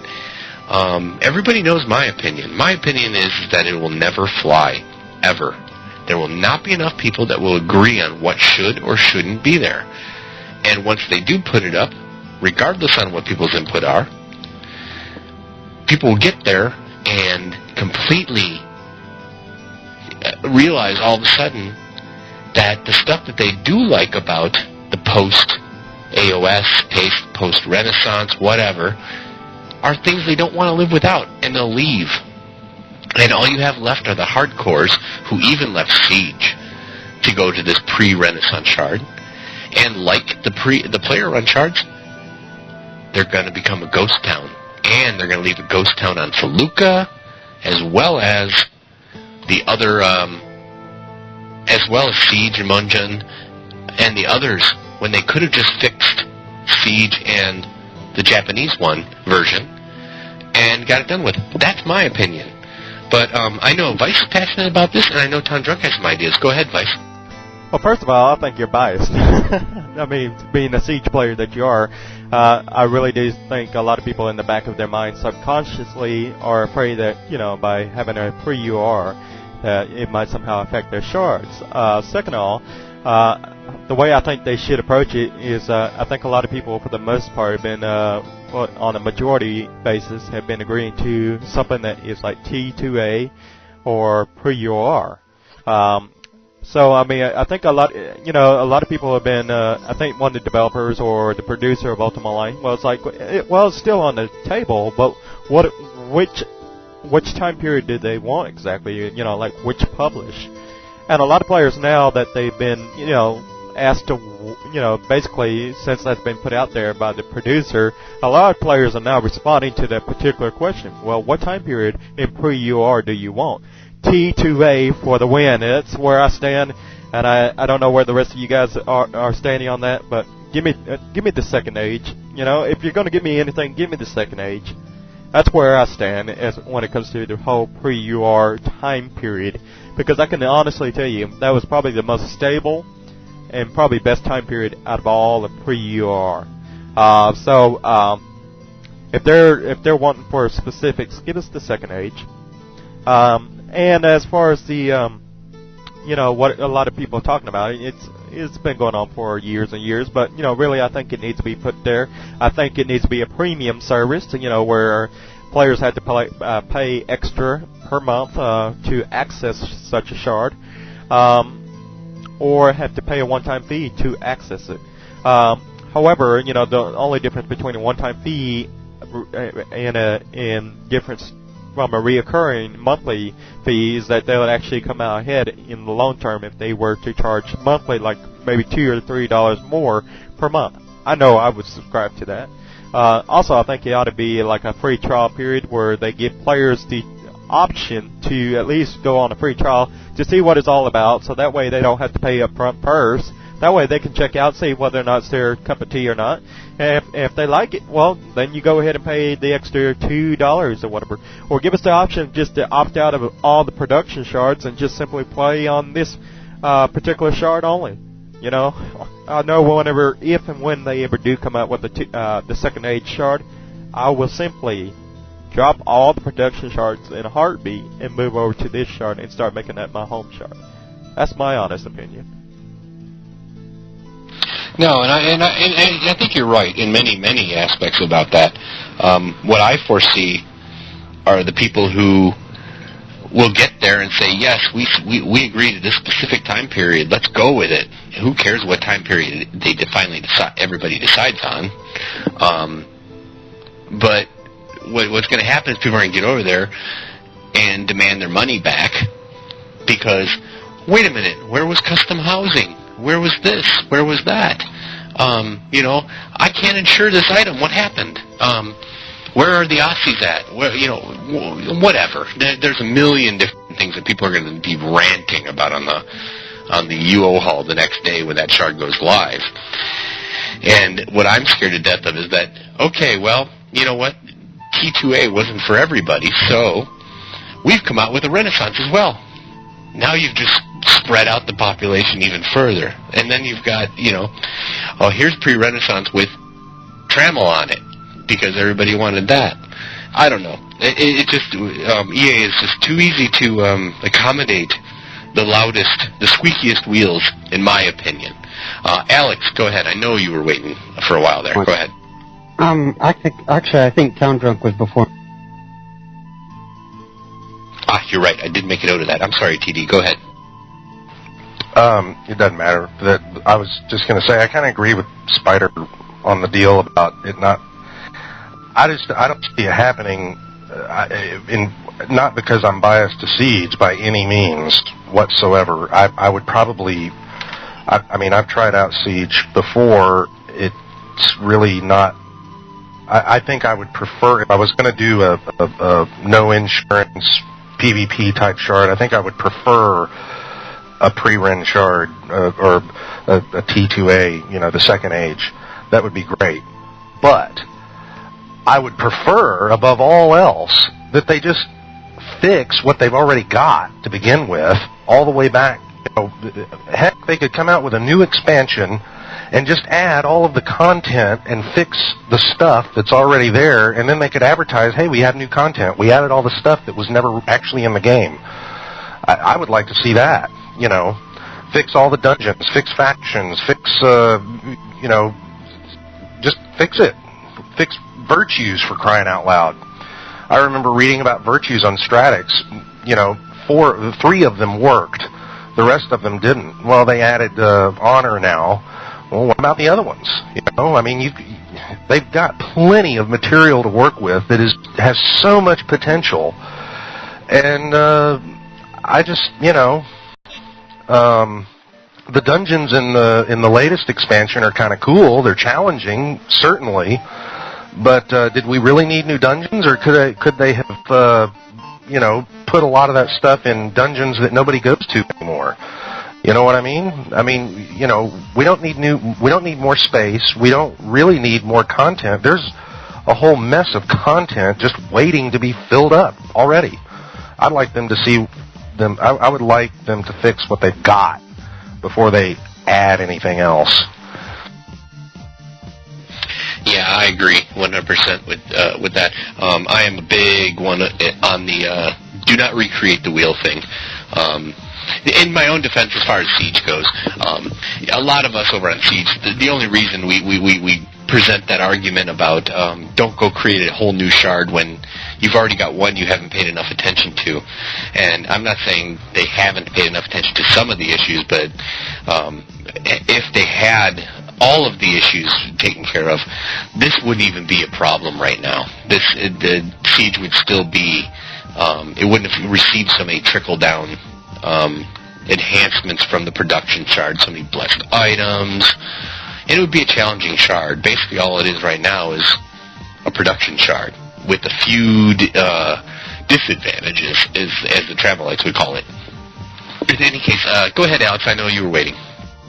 I was just going to agree with the T2A shard, but I also remember a lot of things was broken with that, like the item duping, the gold duping, and whatnot.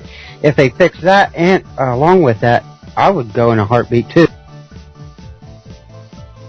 I agree. Most people would.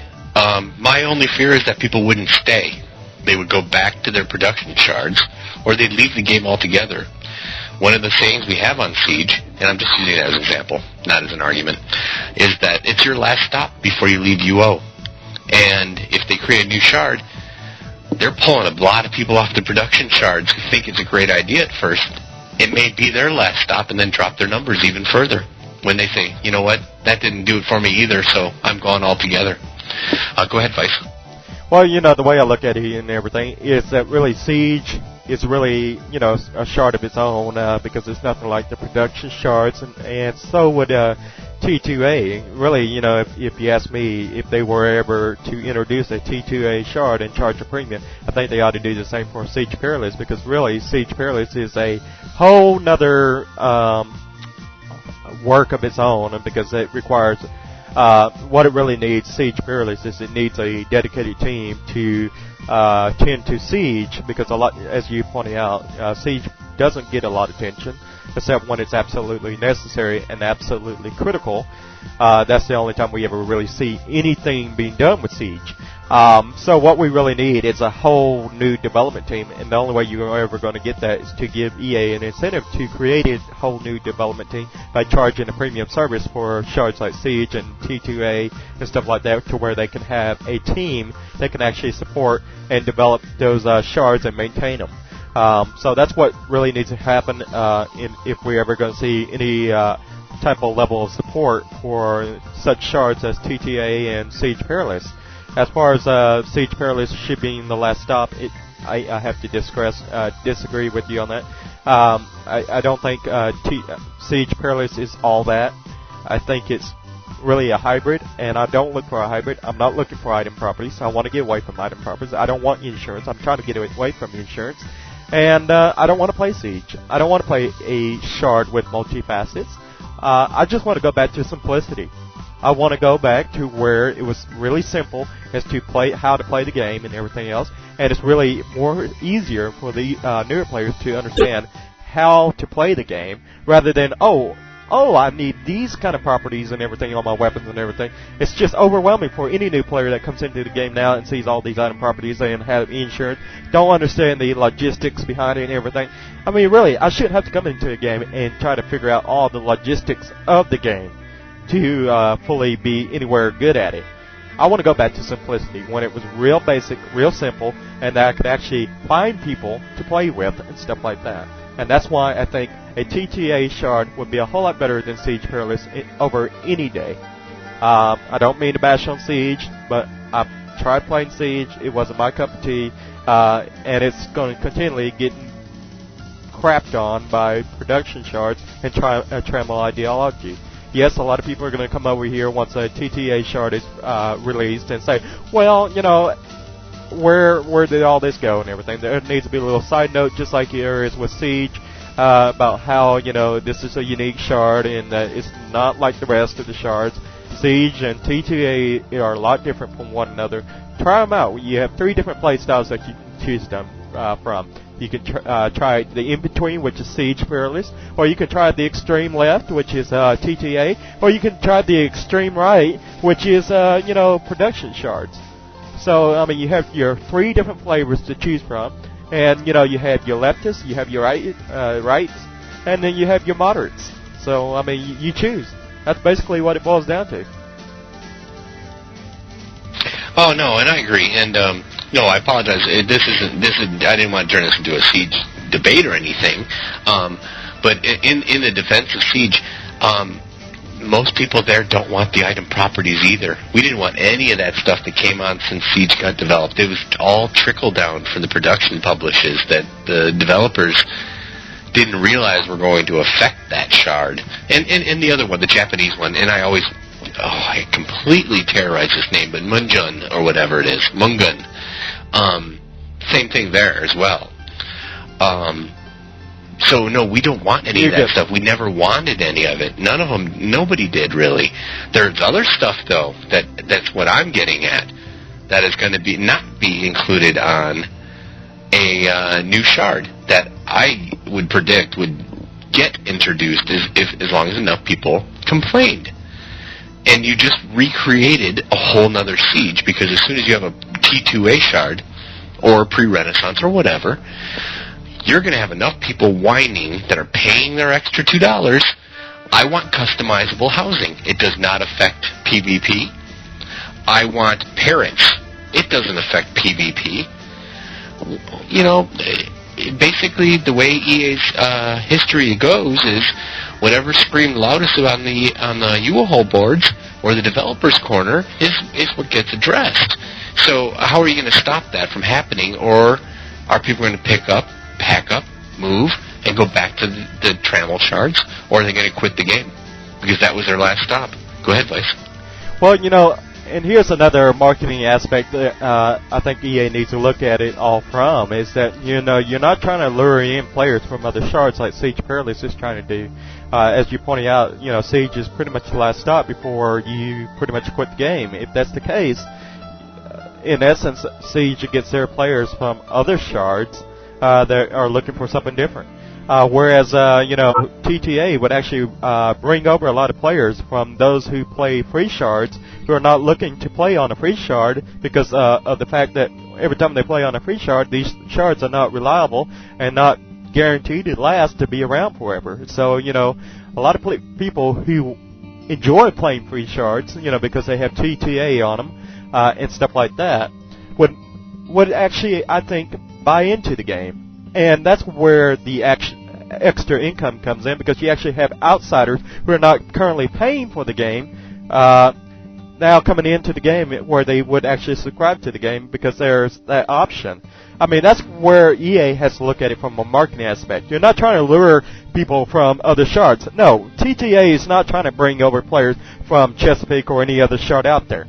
We're trying to bring in players that used to play Ultima Online back into the game, and that's the whole purpose of the Second Age being reintroduced. You're not trying to lure in the existing players, I cannot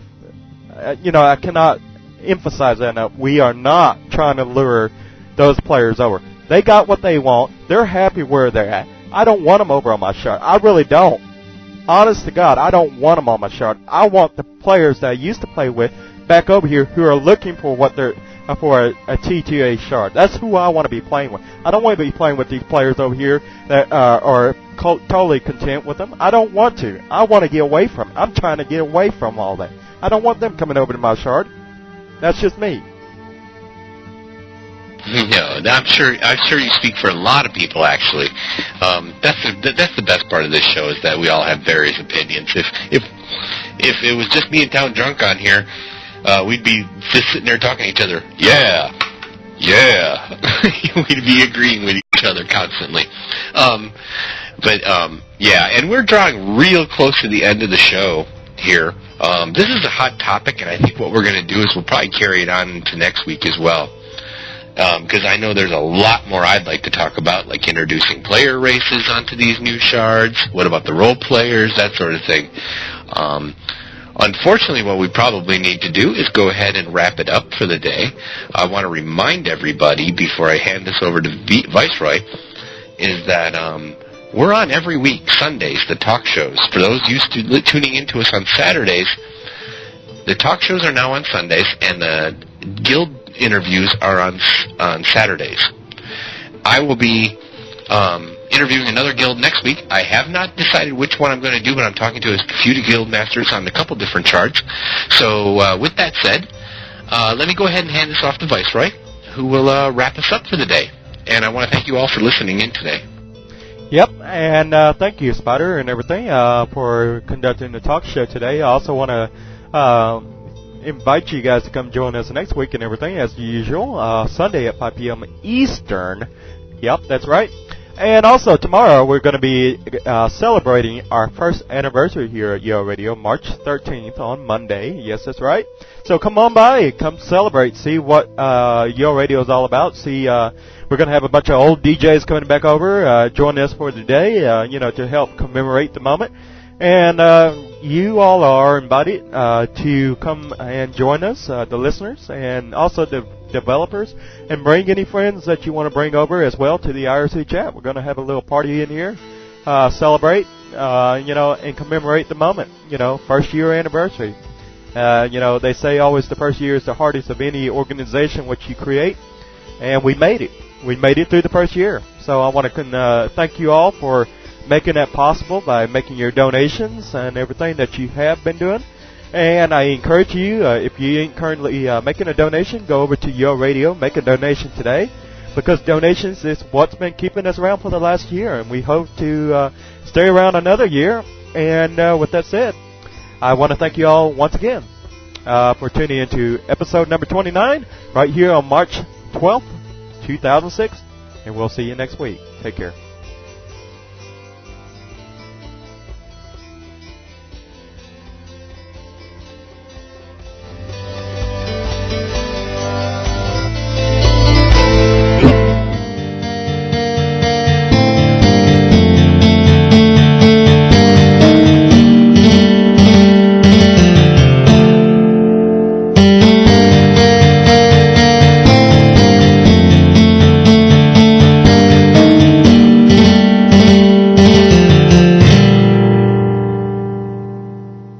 Long ago ran the sun on a folk who had a dream, and the heart and the will and the power.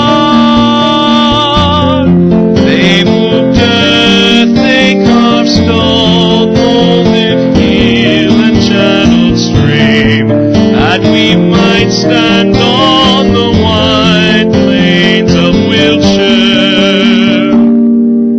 Now and as who they were, how they felt, and wonder why, that they wrought standing stones of such size.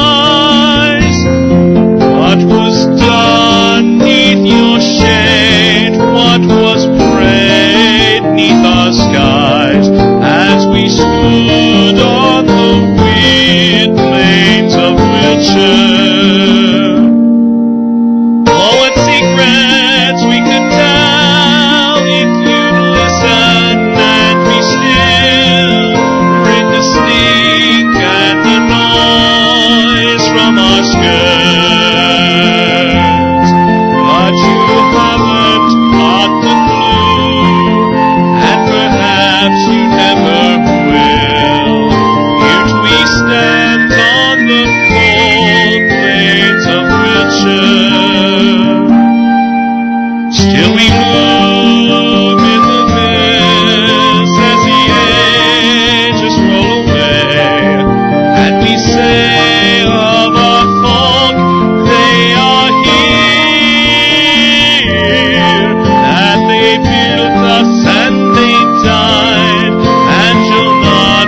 Knowing